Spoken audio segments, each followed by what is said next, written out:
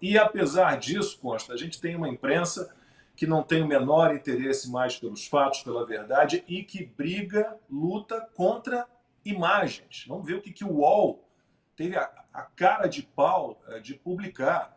Está aí a manchete do UOL. Né? E tem várias mentiras, são 8 linhas. Né? Cerca de 1.000 bolsonaristas. Bom, 1.000, para quem sabe contar, a gente sabe que não tinha muito mais. Né? Chamar de bolsonarista, mais uma vez, provavelmente você tinha gente que não era bolsonarista ali, mas que estava ali em defesa do Estado de direitos humanos e para homenagear o Clédson Pereira da Cunha e para pedir, claro, justiça por ele. Né? E aí você continua, eu tô com a imagem aqui muito desfocada, mas atos golpistas, que é outra mentira. Né? Então, consta, o nosso jornalismo definitivamente ele se perdeu completamente, ainda acha que tem o monopólio da verdade, ainda da informação, ainda acha que é a dona da verdade, e a gente basta olhar para a imagem, não dá para brigar contra a imagem, né, Consta? Hoje em dia, né, vaga de emprego nesses veículos de comunicação da velha imprensa são disputados assim, né? O cara pergunta assim, você liga para os fatos? Aí se o candidato falar, não, eu odeio fatos, aí tem uma chance grande de ir para o UOL, para o Globo e companhia. Não é nem que mataram o jornalismo, Lacombe, é um pouco pior do que isso. Né? Hoje, esses militantes disfarçados de jornalistas são parte do problema porque eles são cúmplices dos verdadeiros golpistas. E está muito claro quem deu um golpe. Aliás, como eles estão cobrando a fatura dos companheiros do PT, que andaram votando aí contra, mas calma que o Lula já mandou o recado que o quiprocó, o toma lá da cá, vai voltar a funcionar, né? Não vai mais ter voto surpresa. Mas como eles quiseram deixar claro que vai ter retaliação, eles falaram em traição abertamente, né? Por causa da PEC. Mandaram recado por meio de quem? Dos seus assessores de imprensa disfarçados de jornalistas, na Globo News e companhia, que estão deslumbradérrimos com a vaidade, né, nas alturas, porque são pautados ao vivo. Né? Ao vivo o ministro manda recado, né? E eles estão envaidecidos com isso tudo e tratando com naturalidade o que obviamente é um golpe e a destruição completa e definitiva das instituições no Brasil. Para salvar a democracia da terrível ameaça bolsonarista, mais uma manifestação lotada de patriotas, famílias inteiras, de forma civilizada, ordeira. Isso é ameaça, né? Não é a turma do PT e companhia e os traficantes com diálogos cabulosos que são recebidos no Ministério da Segurança e Justiça. Então, eles estão, obviamente, desinformando. Eles estão apavorados. Agora, veja, do UOL, que falou em 1.000 pessoas, para o Globo/USP, que falou logo depois em 13 mil pessoas, com uma foto nada a ver de pessoas de azul, né? Pelo menos a gente deu um saldo de 13 vezes. Multiplicou por 13 em poucos minutos. É um número cabalístico, né? Então, se a gente multiplicar por mais 13, quem sabe a gente chega perto da verdade. Esses jornalistas precisam fechar os olhos para a realidade. Né? Eles não querem enxergar as dezenas de milhares pedindo volta do Bolsonaro, cantando o hino nacional. Eles ficam repetindo que flopou, né? O termo de rede social para dizer que fracassou. Flopou foi a tentativa de imitar o Bolsonaro, do Lula, criando ali a conversa com o presidente, usando um global, um desses militantes disfarçados de jornalistas. E isso flopou. Eles estão tendo que rever aí o modelo para o ano que vem, né? Porque não tem audiência nenhuma. Coloca 3 mil pessoas ao vivo, o cara que teve mais de 60 milhões de votos. É porque urna eletrônica, viu, não assiste live. As pessoas têm que entender isso. Então já está lá, né? Guga Noblar, Reinaldo Azevedo, autor do País dos Petralhas 1 e 2, né? Já estão lá tendo que dizer, então, que não tinha ninguém nas ruas. Né? E isso tudo é muito interessante, Lacombe, pelo seguinte: é muito importante resgatar as ruas. Eu, se estivesse no Brasil, certamente iria. Né? É importante mostrar exatamente o que disse o deputado Nicolas. Não temos medo. Toda tirania sobrevive apenas com base nisso, espalhando, incutindo medo. Leiam, estudem história, vejam o que fez o ditador na Venezuela, companheiro do Lula, vejam o que fez o Putin na Rússia, companheiro do Lula. As ditaduras só vão sendo instauradas para valer à medida que a população sucumbe ao medo. É por isso que eu não me calo, eu não tenho medo de vagabundo. E pode ser vagabundo togado, pode ser o que for. Pode me censurar, pode congelar minhas contas, eu não tenho medo. Eu vou continuar falando o que tem que ser falado. Por isso que eu escolhi jornalismo, né? Não é profissão para covardes e nem para militantes muito bem pagos para desinformar e mentir, porque venderam a alma ao diabo. Nós estamos aqui para falar a verdade, para mostrar as imagens. Em 3 dias de articulação, deputado Nicolas Ferreira, Magno Malta, Silas Malafaia, tantos outros, Gustavo Gayer, Marcel Van Hatten, se mobilizaram e está aí o resultado. O Brasil não vai ter medo desses tiranos. A rua do Brasil é nossa, é verde e amarelo, não é vermelho e nem branco de cocaína de traficante. É verde e amarelo. E isso vai ficar muito claro cada vez mais, porque essa é a primeira. Essa é a primeira. As pessoas vão ganhando gosto. As pessoas vão vendo que não há motivo para se intimidar e nem se acovardar. Não é preciso ter esse medo todo deles. Eles podem muita coisa, mas não podem tudo. Ainda mais se nós estivermos unidos, mostrando que o Brasil é muito maior do que meia dúzia de picareta, de pilantra, que se vangloria de ter colocado o ladrão de volta à cena do crime. É uma tragédia anunciada. É uma tragédia anunciada desde o dia 1º de janeiro de 2019, quando o presidente Jair Bolsonaro assumiu o comando do executivo, porque foram perseguições atrás de perseguições, né? 2019, 2020, CPI mentirosa da Covid, depois 2021, 2022, deputados presos injustamente, inconstitucionalmente. Estamos falando do ex-deputado Daniel Silveira, que está preso até hoje, inconstitucionalmente. Foi preso de maneira inconstitucional. A Câmara referendou com uma pressão do Supremo Tribunal Federal em cima deles. Eles referendaram uma prisão inconstitucional de maneira inconstitucional. O presidente Bolsonaro deu a graça presidencial, aí sim, de maneira constitucional, um direito constitucional, prerrogativa do presidente da República. O que o STF fez? Jogou Daniel Silveira de novo na cadeia, inconstitucionalmente. Depois, quantas outras inconstitucionalidades, absurdos, Anderson Torres, tudo. Jornalista sem passaporte, como o nosso Constantino, sem contas bancárias, sem voz, sem redes sociais. Até que aconteceu uma morte. Uma morte. Esse efeito cascata, essa morte, é a ponta de um dominó que vem desde 2019. Por isso que é importante, como a Ludmila trouxe, trazer o nome do Rodrigo Pacheco. Ele viu tudo isso acontecer de maneira covarde. Ele podia ter parado esse monstro jurídico que se tornou o Supremo Tribunal Federal, Alexandre de Moraes, TSE. Nós ouvimos agora, ontem, antes de ontem, um ministro do Supremo Tribunal Federal dizer, microfone na mão, diante das câmeras, se não fosse o Supremo Tribunal Federal, o Lula não seria presidente, na nossa cara. Sem a menor vergonha. A menor vergonha. É, infelizmente, uma tragédia anunciada. Então, 2 pontos sobre as manifestações. 1, o povo voltou para as ruas. Check. Ok. E agora, Congresso? E agora, Câmara? E agora, Senado? Vocês não ficam pedindo o povo nas ruas? O povo voltou. Pois agora vocês tinham que travar tudo no Congresso. Trava tudo enquanto o norte jurídico não voltar a ser restabelecido no Brasil. Não tem como continuar desse jeito. O povo voltou para as ruas com coragem. Agora mostrem a coragem no Congresso. Travam, vocês precisam travar tudo. Até que essas inconstitucionalidades sejam absolutamente extintas da nossa nação e a Constituição seja restabelecida.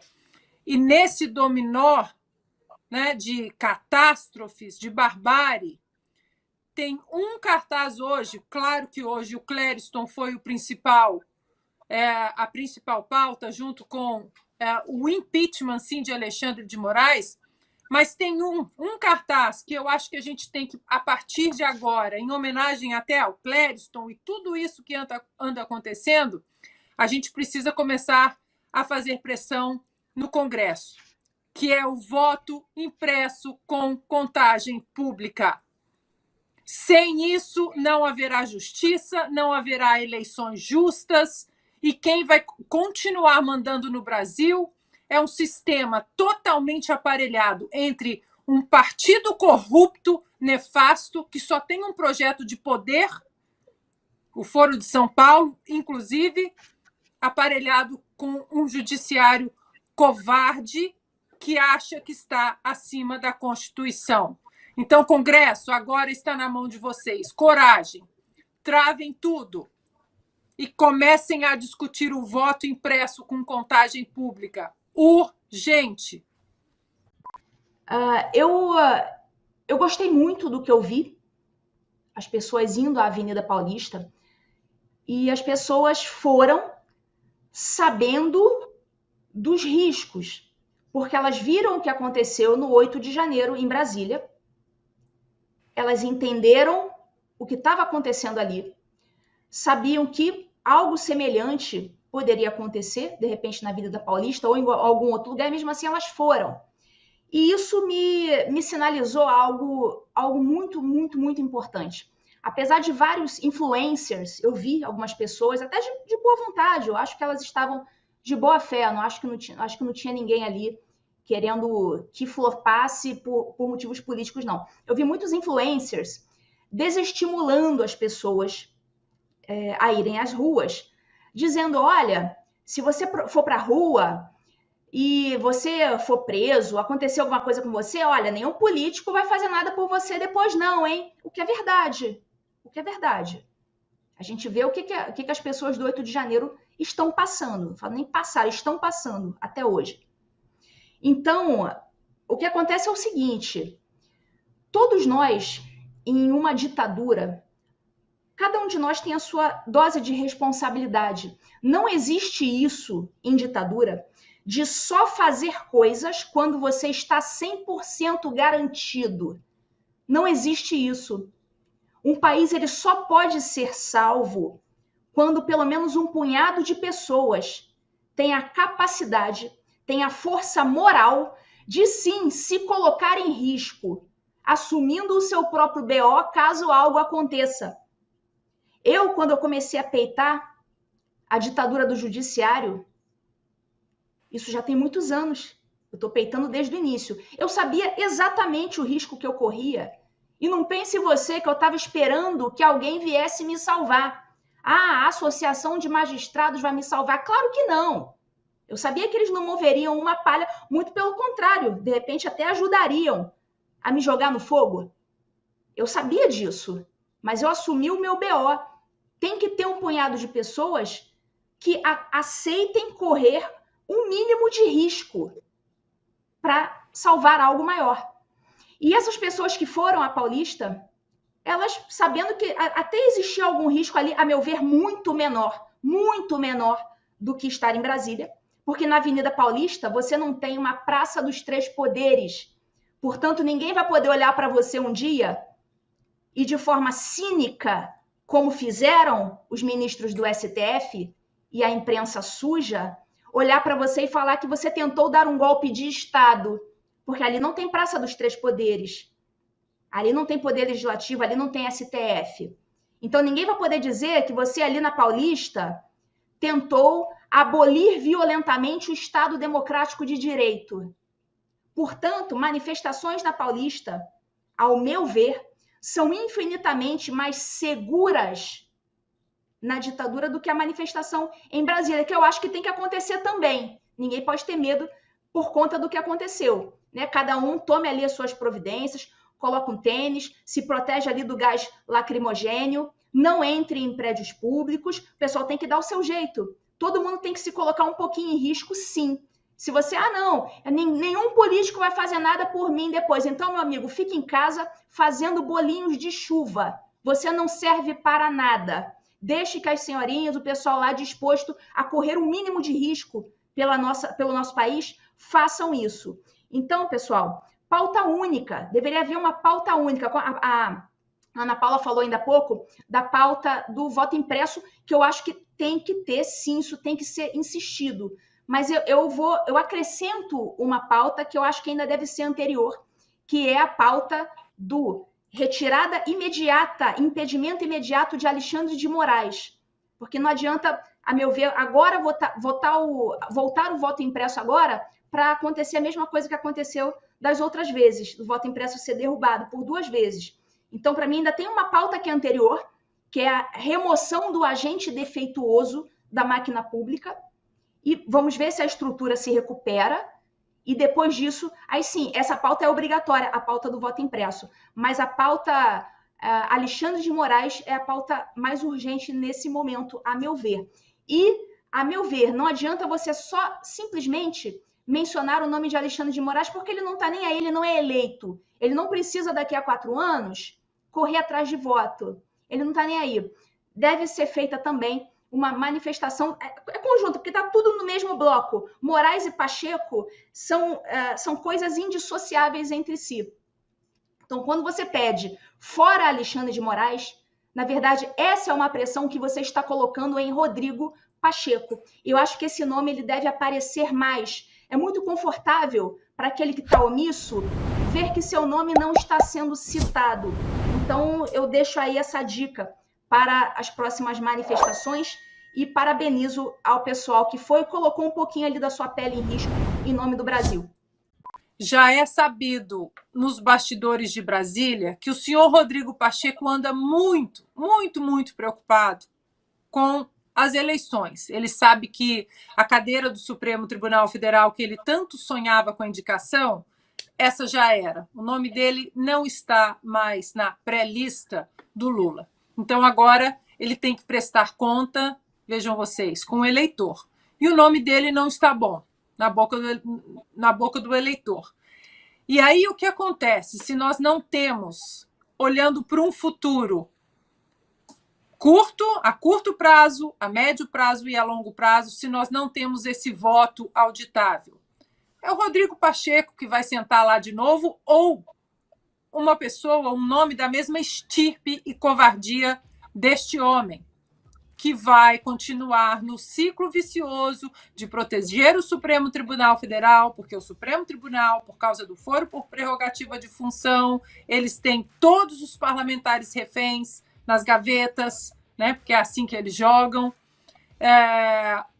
Então, é preciso que nós limpemos o nosso caminho para que o povo eleja, de fato, alguém que não tenha medo, como as pessoas não tiveram medo de ir para as ruas hoje, como alguns parlamentares que estão lá dentro não têm medo de subir lá no plenário, subir no microfone e cobrar as coisas do Supremo Tribunal Federal. É preciso ver quais os políticos que estavam na manifestação hoje, que subiram no carro de som, que fizeram discursos, e como eles vão agir dentro do Congresso. Porque eu vou confessar para vocês, eu não sei quem estava lá, não estou citando o nome de ninguém, mas eu estou muito, muito cansada de parlamentar de rede social. De parlamentar que fala do agro, que fala disso, que fala daquilo, e chega na hora da votação, vota com PT, vota com Centrão, vota para a manutenção de 39 ministérios, vota para uma reforma tributária chinfrim, horrorosa, que aumentou os impostos do brasileiro. Eu estou cansada de político de rede social que fica pedindo para o povo ir para a rua. O povo vai para a rua, chega lá no plenário, faz tudo o que o sistema espera dele porque está com medo. Na rua não tem medo, mas lá dentro tem. Então, é preciso cobrar diariamente de quem subiu no caminhão, de quem foi para as redes sociais, de quem essa semana que não esteve em São Paulo e essa semana vai surfar nas redes sociais por causa das manifestações. Eu repito, estamos cansados de políticos de rede social. Ajam, travem as pautas até esse Alexandre de Moraes sair de onde ele está, porque ele vai acabar com o Brasil.